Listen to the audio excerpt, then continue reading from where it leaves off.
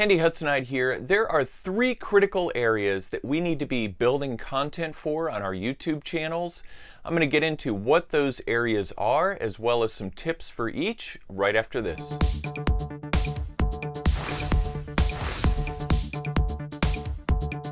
Making content for YouTube as creators is something that's always on our mind, and there are many different methods, many different tips out there. And we see a lot of videos on how-tos, but what if we were to boil it down into three areas for making content to help our strategy for reaching people on YouTube, not only our subscribers, but a wider audience, to be bringing in new people into our channel who will potentially subscribe and be loyal to us and follow us as our content goes up. I'm going to give you three critical areas that you need to be making content for, and we can't neglect any of these areas because it will impede our growth on YouTube.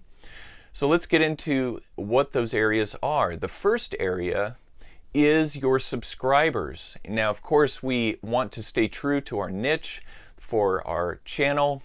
We want to be loyal to the people who have signed on to follow our content.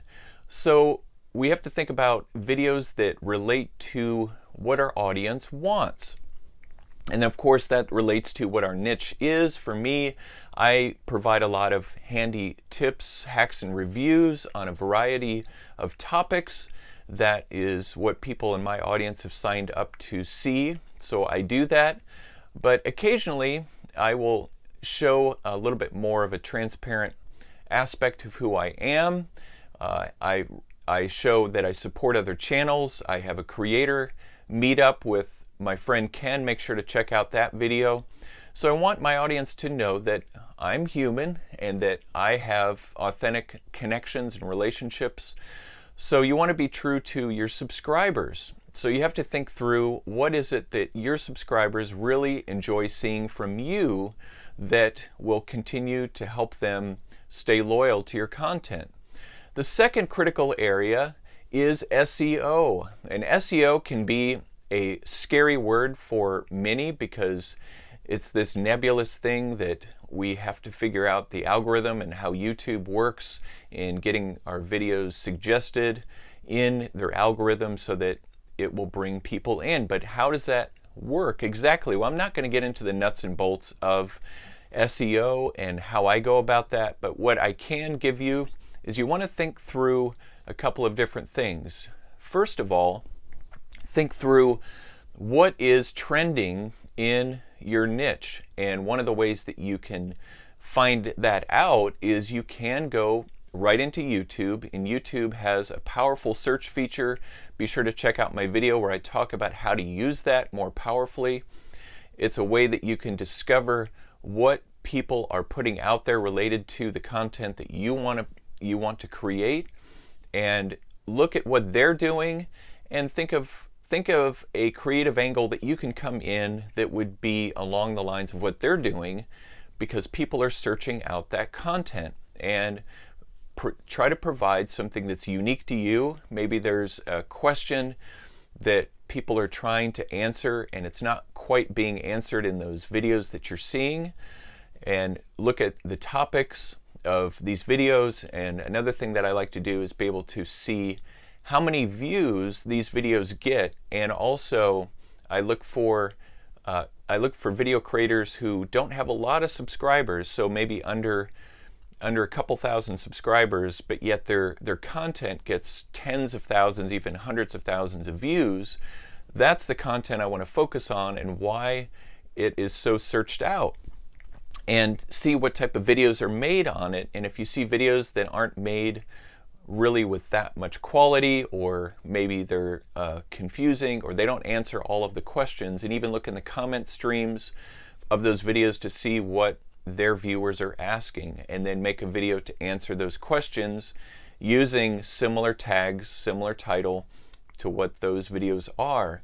That's one powerful way to use SEO to your advantage. So of course we want to be seeing what's trending. We also want to do research in our areas of content and you can do that right in Google as well. In the Google search engine, you can find out what is trending. You can use, Google has a trending site that you can use. Just search Google Trends, and you can go in there and type different keywords and compare them to see how much people are searching those out. That could help you reach a wider audience on YouTube and even in Google search. I have a few videos of mine that a lot of my viewers are coming from doing a search in Google, and Google has brought my videos up very high with a couple of them. I did one on 14 power tips for Gmail. Be sure to check that one out. That one is one of my best performing videos that I've had on my channel. I have around 11,000 views on that, and it's all coming in through search. So that's where SEO has helped me and given me the advantage in that particular area. The third critical area that we want to consider is don't be afraid to experiment. You want to experiment with video topics, with different techniques in your videos, because you never know what people might respond to. Both your subscribers and those that have not yet subscribed coming on to your content to check it out. And maybe you want to try to do videos that you think would be really shareable by doing something unique or doing a challenge. Maybe asking another creator to do a video with you, or you interview another creator, or you ask creators. I've seen videos where they ask different creators to answer a certain number of questions. Those can be really good for building momentum as well. So think outside the box. Don't be afraid to go to get away from what you normally do on your channel, because you never know, one slight adjustment might really make all the difference for your content. So again, to recap these three critical areas, you want to be creating content for your subscriber base. You want to be working on your SEO, both with what's trending at the time and the research that you do to find out what people are searching out related to your niche. And thirdly, don't be afraid to experiment with your content and do things outside the box of what you normally do. So I appreciate you watching this. Be sure to subscribe to my channel, The Handy Hudsonite, for more tips, hacks, and reviews like this. And don't forget the notification bell. I look forward to seeing you in the next video.